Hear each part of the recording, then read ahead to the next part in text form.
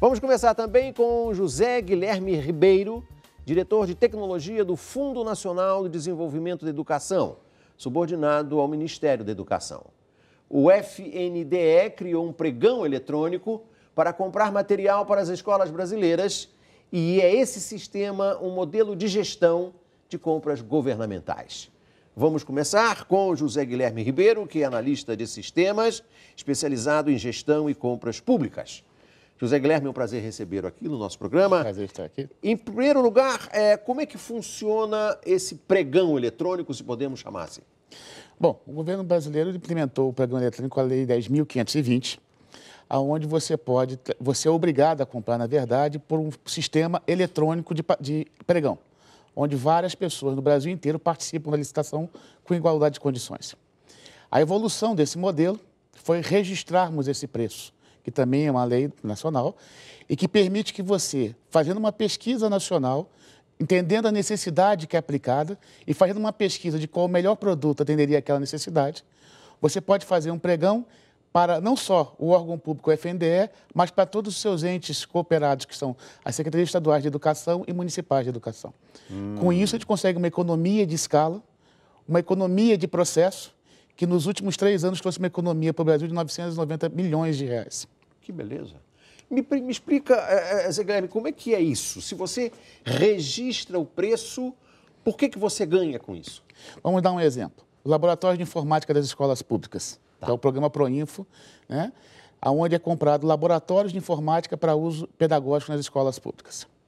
Um laboratório de informática hoje, comprado pelo FNDE, custa aproximadamente R$ 13.500, com 17 pontos de computador naquela escola, um servidor, né? Placa de captura de vídeo e webcam. Com 3 anos de garantia de funcionamento, ou seja, a empresa é obrigada a ir lá, instalar, entregar, instalar e manter funcionando por 3 anos.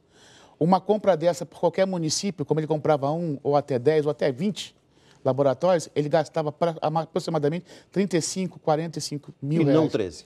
E não 13.500. E acontece que você pega os municípios, eles não estão preparados para fazer um processo tecnológico de especificação. Então, se você vai, por exemplo, no caso do ônibus escolar, onde você tem um ônibus preparado para as estradas brasileiras ou para as não estradas brasileiras, nos 4x4, temos ônibus 4x4 comprados lá também.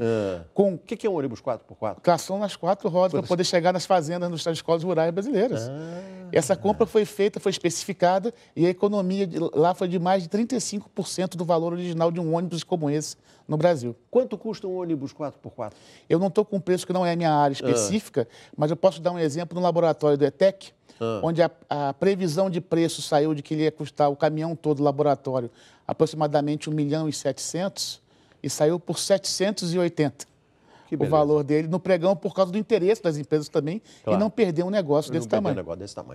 Quando você fala um negócio desse tamanho, eu vi que na solenidade que compareceu a presidenta Dilma Rousseff, lá no seminário Gestão de Compras Governamentais, a Experiência da Educação, lá naquele seminário o ministro Fernando Haddad disse que o Brasil tem 50 milhões de alunos matriculados na escola básica e, portanto, uma clientela de 60 milhões de pessoas, já que tem 6 milhões de educação superior e cerca de 4 milhões de profissionais. Ou seja, o mercado é do tamanho de 60 milhões de consumidores. Exatamente. E só em escolas são 172 mil. Uau! Escolas brasileiras que têm esse público-alvo que o senhor colocou. Ou seja, essa é a maneira de fazer um pregão eletrônico com o preço base, não é isso? Isso. E atender 172 mil escolas. Com os melhores preços de mercado e com a melhor logística implementada para isso. E eu lhe pergunto, quantos municípios já estão integrados nesse modelo do Ministério da Educação? O Ministério da Educação trabalha com o PAR, que é o Plano de Ações Articuladas, né, onde anualmente ou de tempos em tempos, ele corrobora esse planejamento junto aos municípios, e são os 5.564 municípios, né? E os 27 estados, todos têm o direito de ir ao MEC e fazer esse planejamento. E isso é que é interessante. O MEC, os municípios e os estados entendem a sua própria demanda em laboratórios, em ônibus, em mobiliário, em uniforme escolar. Claro. fazem um dimensionamento do Compra também uniforme? Compra também uniforme.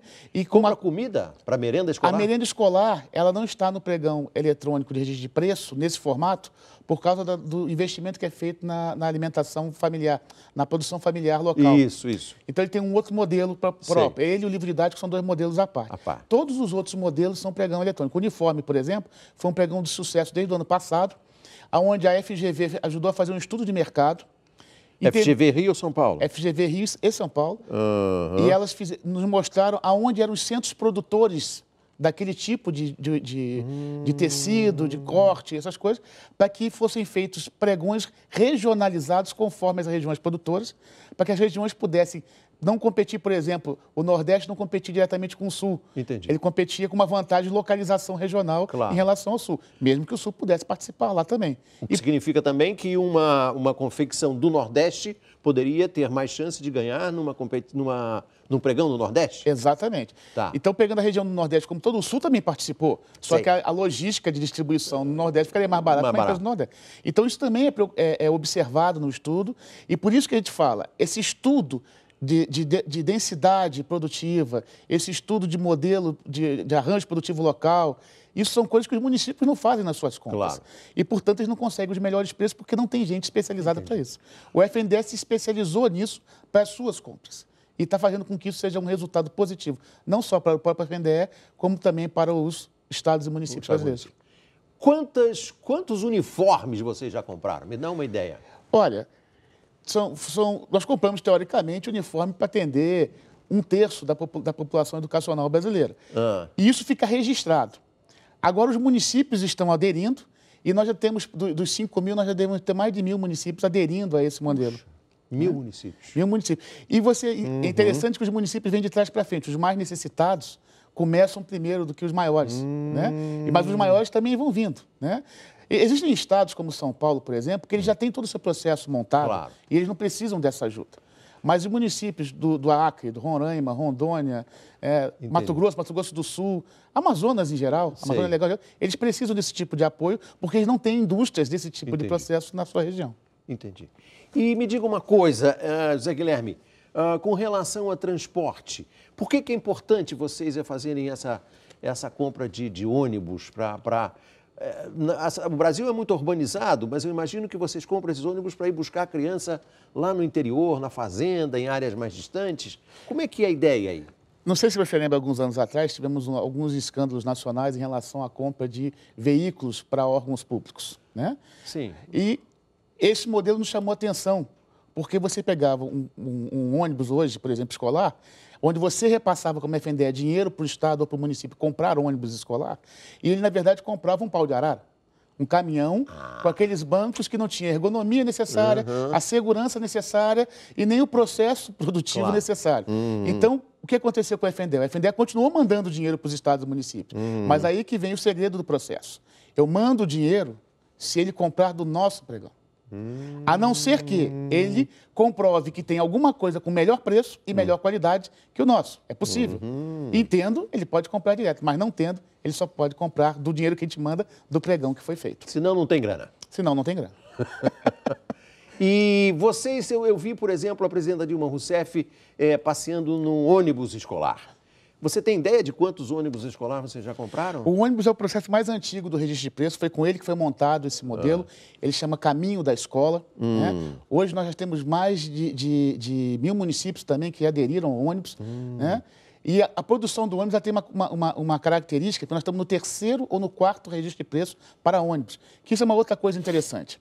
O pregão de registro de preço, ele tem um processo danoso para o mercado, que é o monopólio. Quem ganha um registro de preço dele poderia vir a ter um monopólio. Inclusive, os órgãos de controle têm muita preocupação com isso. E por isso que os registros de preço eles são feitos não para a quantidade total que se quer, e sim para a quantidade produtiva anual, né, que se pode estudar.